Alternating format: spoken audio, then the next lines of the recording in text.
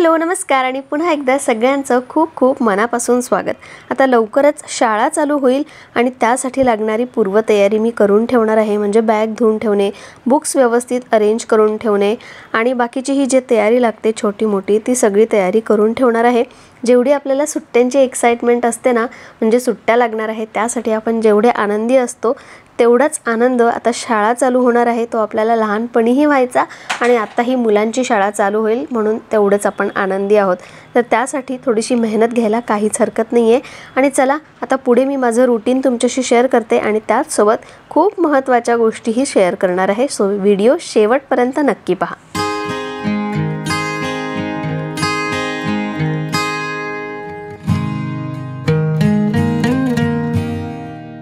आज ना थोडीशी वेगळी तयार झाली आहे। कुठेही बाहेर जायचं नाहीये। नाही तुम्हाला वाटेल की तयार झाली आहे म्हणजे बाहेर जातीये, पण आपण तयार होऊन नेहमीच बाहेर जातो, पण घरात कधीतरी तयार व्हा आणि आपले जे असे ड्रेसेस असतात जे आपण फक्त बाहेरच घालतो जुने झाले की ते तसेच ठेवून असतात, मग घरी घालायला काय हरकत आहे, थोडा वेळ घालू शकतो आणि कम्फर्टेबल असतील तर पूर्ण दिवसभरही घालू शकतो।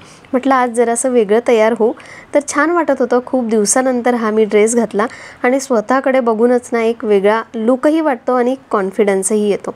बरेचदा आपल्याला एखादा ड्रेस घालायचा असतो पण लोक काय म्हणतील ह्याचा आपण खूप जास्त विचार करतो। कसं आहे, आपली स्टाईल ही आपली ओळख असते। तुमचा ड्रेसिंग सेन्स कम्फर्टेबल आणि तुम्ही व्यवस्थित कॅरी करू शकत असाल तर घालायला काहीच हरकत नाही आहे। लोक कायमच काही ना काही बोलत राहतात। त्यांचा हेतू तुम्हाला जर प्रेरणा देणारा वाटत असेल तर ठीक, नाहीतर मग त्यांच्याकडे दुर्लक्ष करणेच योग्य असतं। ड्रेसिंग सेन्सबद्दल प्रत्येकाची आपापली आवड असते, विचार असतात, आपल्याला कम्फर्ट असतो। तर लोक काय म्हणतील ह्याचा विचार न करता आपल्याला ते व्यवस्थित वाटतंय ना, आपण त्यात कम्फर्टेबल आणि कॉन्फिडंट आहोत ना, मग बाकी कोण काय बोलतं ह्याचा अजिबात विचार करायचा नाही।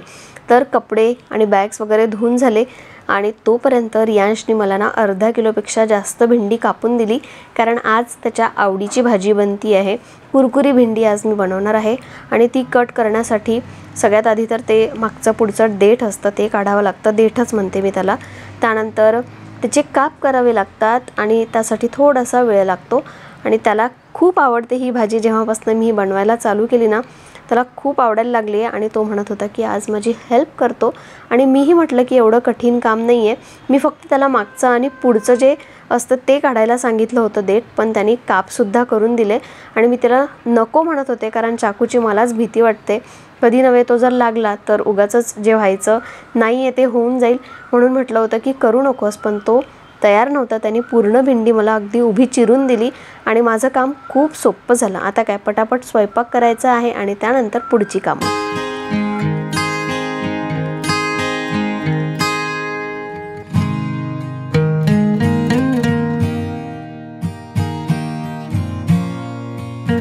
मुलांचं असं आहे ना आता, म्हणजे त्यांनी एखादं आपलं काम केलं की त्याबद्दल काही ना काही मोबदला त्यांना हवा असतो। मोस्टली मी असं बघितले की मी हे करून दिलंय ना मग मला ही गोष्ट दे, एकतर काहीतरी घेऊन मागतात, खायची वस्तू चॉकलेट का असू दे काहीतरी घेऊन मागतात, किंवा मग आमच्याकडे तर माझ्यासोबत चेस खेळ, माझ्यासोबत कॅरम खेळ, माझ्यासोबत कार्ड्स खेळ असं ब्लॅकमेलिंग चालू असतं। काही ना काही हेल्प घेतली की मला खेळावं लागतं, तशीही मी खेळत असते, पण एक दोन गेम खेळले की मला बोर होतं, असं वाटतं की आता बास झालं। पण मुलांचं मन भरत नाही, कशी आहे घरात मुलं एकटी असतात, त्यांना सतत काही ना काही खेळायला पाहिजे असतं, पण आपल्याला एक दोन खेळून झालं गेम्स की आपल्याला ते बोर वाटायला लागतं, कारण आपला आता जो इंटरेस्ट आहे किंवा आपली जी कामं आहेत आपल्याला त्यापेक्षा जास्त महत्त्वाची वाटतात आणि आपला इंटरेस्ट वेगळा असतो। तसंच आपल्या जसं मी ड्रेसिंग सेन्सबद्दल बोलले की लोक आहे ना काही ना काही कायमच बोलत राहतात। तुम्ही काहीही परिधान केलं तरीही तुमची जी वेशभूषा आहे, तुमचा जो ड्रेस आहे त्याला काही ना काही लोक बोलणारच। साधा तुम्ही छान सुंदर असा ड्रेस जरी घातलाय ना त्यावरही टिप्पणी करतातच लोक। त्यामुळे त्यांचा विचार करत बसण्यापेक्षा तुम्हाला जे योग्य वाटतंय ना ते महत्त्वाचं असतं। आणि मला असं वाटतं की आपण ना प्रत्येक प्रकारचे ड्रेस घालायला हवे, म्हणजे आपला सलवार असू दे, साडी असू दे, jeans top, one piece, skirt, अगदी सगळे। आणि मुलींसाठी किती मस्त आहे ना, आपल्याला इतक्या व्हेरायटीज मिळतात आणि कधी कधी आपण फक्त एकाच टाईपचे कपडे घालतो का, एवढे सगळे कपडे आहे आपल्यालाही घालावंसं वाटतं आणि आपण कम्फर्टेबल किंवा आपल्याला आवडत असतील तर आपण घालायलाच हवं. हा खूप लांबचा विचार आहे की आपल्याला ते सूट होतील का, मी जाड आहे, मी छोटी आहे, मी मोठी आहे, माझा कलर हा आहे. इट्स ओके, सगळ्यांमध्ये काही ना काही असतंच, कुणीच परफेक्ट नाही आहे. त्यामुळे हा सगळा विचार सोडा आणि प्रत्येक प्रकारचे ड्रेस घालून बघा. तुमच्यातच तुम्हाला एक ना नवीन लुक दिसेल, एक पॉझिटिव्हिटी आल्यासारखं असे वाटेल. यावर जमलंच ना तर मी एक असा स्पेशल व्हिडिओ घेऊन येईल, म्हणजे ज्या गृहिणी आहेत किंवा ज्यांना असं वाटतं की सगळ्या प्रकारचे स्टाईल आपण करायला हवेत, त्यांच्यासाठी सुरुवात कुठून करायची यावर मी लवकरच एक व्हिडिओ घेऊन येईल. त्यानंतर आम्ही खेळलो आणि म्हटलं की आता खेळली आहे ना तर माझ्या कामात मदत करावी लागेल. माझ्या काय काम त्याचंच आहे, तर थोडीशी मदत त्यांनी केली आणि लगेच त्याच्या कामाचे 2-3 कागद काय त्याला मिळाले, तो लगेच तो घेऊन त्याचा काहीतरी बनवायला गेला आणि काम पुढचं आता मलाच करायचं आहे. तर त्याचा जो डेस्क आहे, खरं तर तिथे बसून अभ्यास कधीच होत नाही, तिथे फक्त बुक्स ठेवल्या जातात आणि बुक्स ठेवता ती जागा कचऱ्यात कधी बदलते ना हे पण समजत नाही, इतका कचरा तिथे निघतो.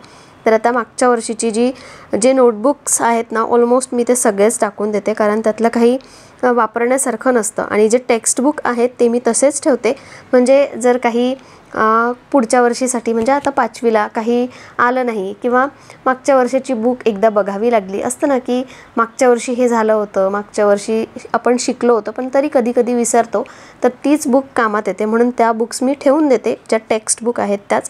आणि नोटबुक्स सगळ्यांना रद्दीमध्ये तर देत नाही, त्या अशा बाहेर ठेवून देते. जे क्लिनिंगवाले येतात ते सगळं घेऊन जातात आणि मग ते रद्दीमध्ये देत असतील. तर आता सगळं क्लीन करून घेते आणि त्याचसोबत परत आणखी एक छोटासा पॉईंट तुमच्याशी शेअर करते.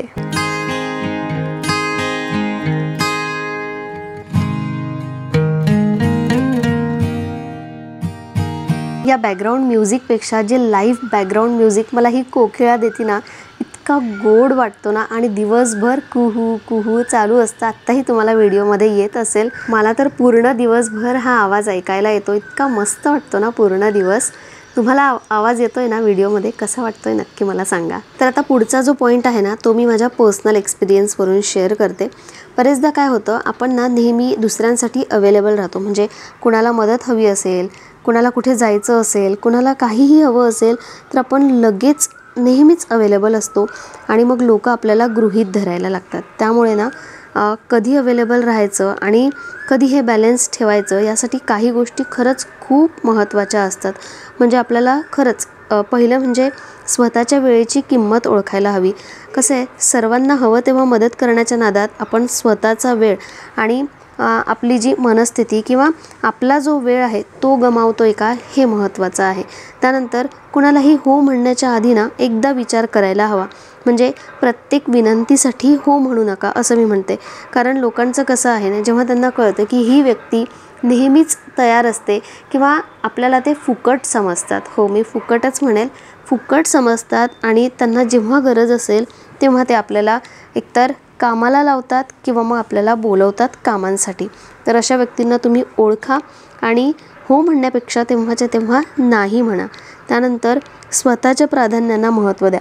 कधीकधी आपलं काम बाजूला ठेवूनही आपण एखाद्याला काम असेल तर लगेच आपल्या हातातलं काम सोडून त्यांची मदत करायला जातो.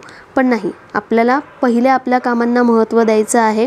आपण त्यांना मदत केली किंवा आपल्यामुळे त्यांची मदत झाल्यानंतर त्यांना आनंद होईल ह्याचा विचार केल्यापेक्षा आपल्या आनंदाचा विचार केला. त्यानंतर नेक्स्ट आहे, मर्यादा असली पाहिजे.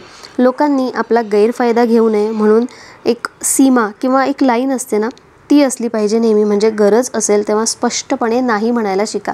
आपल्याला काय होतं, बरेचदा नाही म्हणता येत नाही. म्हणजे आपल्याला कितीही इम्पॉर्टंट काम असेल, आपण बिझी असलो आणि समोरच्या व्यक्तीने आपल्याला बोलवलं किंवा मदत मागितली तर लगेचच आपल्या हातातलं काम सोडून आपण लगेच मदतीला जातो. तर असं करू नका. आपल्याला नाही म्हणायचं असेल तर नाही स्पष्टपणे म्हणा. आज हे मी तुम्हाला एवढं का सांगते, तर रोज आपल्याला ना काही नवनवीन एक्सपिरियन्स येतात आणि मला असं वाटलं की मला जो एक्सपिरियन्स आला तो मी तुमच्याशी शेअर करायला हवा.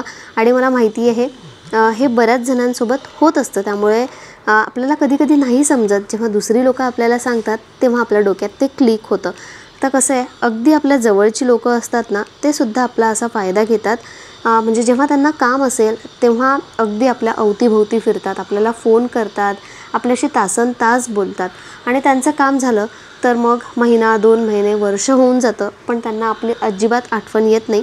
सो अशा लोकांना आपण ओळखायला हवं. एक दोनदा आपल्या हातून चुका होतातही, पण हीच गोष्ट वारंवार होत असेल तर ती तिथेच स्टॉप झाली पाहिजे. त्यानंतर ना आपला जो स्वतःचा निर्णय असतो त्यावर ठाम राहा. इतर लोक दबाव टाकण्याचा प्रयत्न करतात, तुम्हाला कधी कधी खूप ॲप्रिशिएट करतात की नाही तुझ्याशिवाय हे कामच होऊ शकत नाही, तू आली नाहीस किंवा तू केलं नाहीस तर ते काम होणारच नाही. पण तो फक्त तेवढ्यापुरती असतं, बाकी काहीही नसतं. त्यामुळे ना ह्या सगळ्या जे आहेत ह्या सगळ्यांना बळी पडू नका. लोकांना मदत कराच, ती खूप चांगली गोष्ट आहे. पण जर समोरचा व्यक्ती फक्त आणि फक्त आपल्यावरच अवलंबून असेल तर तशी त्यांना सवयही लावू नका. नाहीतर कधी कधी काय होतं म्हणजे आपली इच्छा नसताना सुद्धा आपण मदत करतो आणि तेव्हा आपण आनंदी नसतो किंवा मग जबरदस्ती आपल्याकडून ते केलं जातं. त्यामुळे असं करण्यापेक्षा सगळ्यात सोपं म्हणजे स्पष्टपणे नाही म्हणा आणि स्वतःचा मी टाईम ठेवा. दुसऱ्यांसाठी उपलब्ध असण्याऐवजी स्वतःचा वेळ काढा. जे आपल्याला हवं आहे ते करा आणि जे गृहीत धरणारी लोकं आहे ना त्यांच्यापासून लांबच राहिलेलं बरं. काही लोक तुमच्या मदतीसाठी तुमची किंमत न ओळखता फक्त अपेक्षा ठेवतात आणि त्यानंतर मग जसं मी बोलले की त्यानंतर मग आपल्याशी ते महिना 2 महिने वर्ष होऊन जातं, बोलतही नाही, कधी त्यांचा फोनही येत नाही, कधी ते भेटतही नाही. म्हणजे स्वतःचा आत्मसन्मान जपायचा असेल तर नेहमी दुसऱ्यांच्या अपेक्षेप्रमाणे वागण्यापेक्षा स्वतःच्या इच्छांना आणि गरजांना महत्त्व द्या. तुमच्याही आजूबाजूला अशी लोकं असतील, तुम्हाला आता मी सांगितल्यानंतर 1-2 लोकांना लगेच आठवतील, तुमच्या डोक्यातही येतील, ज्यांना तुम्ही सतत मदत करत होते आणि कितीतरी वेळा केलीसुद्धा आहे. पण त्यांची मदत करून झाली किंवा त्यांचं काम झाल्यानंतर ते तुमच्याशी कधी बोलले नाही, कधी फोनही केला नाही, कधी भेटले नाही, असं सुद्धा होतं. मी हे खूप ऑब्झर्व केलेलं आहे. कसं आहे ना आपल्याला वाटतं की आपण एखादं जर महत्त्वाचं काम जरी करत नसलो ना तरीसुद्धा असं दाखवायचं की आपण बिझी आहे आणि खरंच गरज असेल तरच मदतीला जायचं. मदत करू नका असं मी म्हणत नाही आहे, पण आपली एक वेगळी स्पेस असली पाहिजे. लोकांनी आपल्याला गृहीत धरायला नको. खरंच लोक खूप ग्रांटेड घेतात जर आपण सतत अवेलेबल राहिलो तर.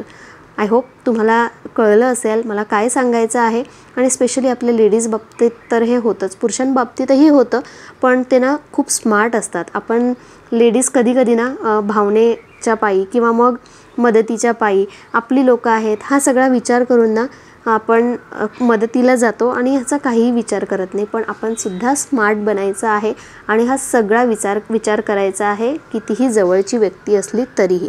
बापरे, खरंच खूप बोलले आज, पण खूप महत्त्वाचं होतं म्हणून तुमच्याशी हे सगळं शेअर करावं लागलं. संध्याकाळी काम झाल्यानंतर मस्तपैकी मी आंघोळ केली कारण खूप गरम होत होता आणि परत एकदा जो जुना स्कर्ट होता ना तो सुद्धा मी खूप दिवसानंतर घातला आहे. लाँग स्कर्ट आहे, थोडा वेगळा वाटतो. म्हणजे जे फर्स्ट टाईम बघतील त्यांना असं वाटेल की बापरे लगेचच एकदम ड्रेसिंग सेन्स चेंज केला, पण मी घालते तर मला सवय आहे आणि खूप दिवसानंतर घातला तरीही मी घातलेला आहे, त्यामुळे मला काही वेगळं वाटत नाही. आणि घालायला हवं यार, आपण तेच कपडे घालतो आपण आणि तीच सारखी वेशभूषा बघून आपल्याला स्वतःला आरशात बघितताना आपल्याला काहीच नवीन वाटत नाही. त्यामुळे तुमचे जे काही ठेवलेले ड्रेसेस आहेत ना त्यांनी काही होणार नाही आहे, नंतर मग ते होणारही नाही. त्यापेक्षा ते काढा आणि घालायला सुरुवात करा. तर छानपैकी तयार झाल्यानंतर मी ना खाली जाऊन आले, मस्तपैकी फ्रेश हवा घेऊन आले, मैत्रिणींशी छानपैकी गप्पा मारून आले आणि त्यानंतर आता रात्रीच्या किचन.